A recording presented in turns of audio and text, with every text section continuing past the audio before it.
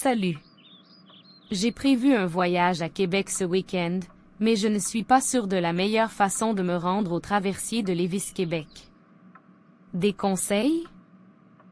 Salut. Super que tu viennes à Québec. Pour te rendre au traversier de Lévis, tu as quelques options. Tu viens d'où? Je viens de Montréal, donc je suppose que je vais prendre l'autoroute. Mais je ne sais pas quelle sortie prendre ou s'il y a des itinéraires plus pittoresques. D'accord, tu as quelques choix. Si tu veux une belle vue, je te suggère de prendre l'autoroute 20 et de sortir à Lévis. De là, suis les panneaux indiquant le traversier.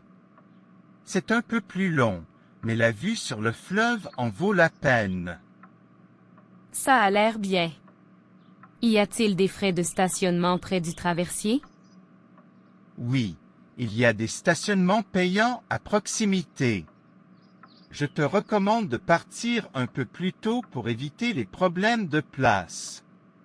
Sinon, tu peux utiliser les transports en commun pour éviter les tracas de stationnement. Bon à savoir. Et si je veux économiser un peu d'argent, y a-t-il un moyen de traverser gratuitement? Eh bien, tu peux traverser gratuitement à pied. Si tu es prêt à marcher un peu, cela peut être une option. Les piétons ne paient pas de frais de traversée. C'est une bonne idée, mais j'ai des bagages. Est-ce que cela complique les choses si je ne prends pas ma voiture? Pas vraiment. Le traversier est équipé pour accueillir les passagers avec des bagages. Ils ont des espaces réservés et un personnel qui peut t'aider. Si tu ne veux pas marcher avec tes bagages, la traversée en voiture reste une option pratique. Merci pour toutes ces informations. Combien de temps dure la traversée en général? La traversée elle-même ne prend que quelques minutes, environ 12 à 15 minutes. C'est plutôt rapide, mais assure-toi d'arriver un peu plus tôt pour embarquer. D'accord, je vais le noter. Une fois à Québec, y a-t-il des attractions à proximité du traversier? Absolument.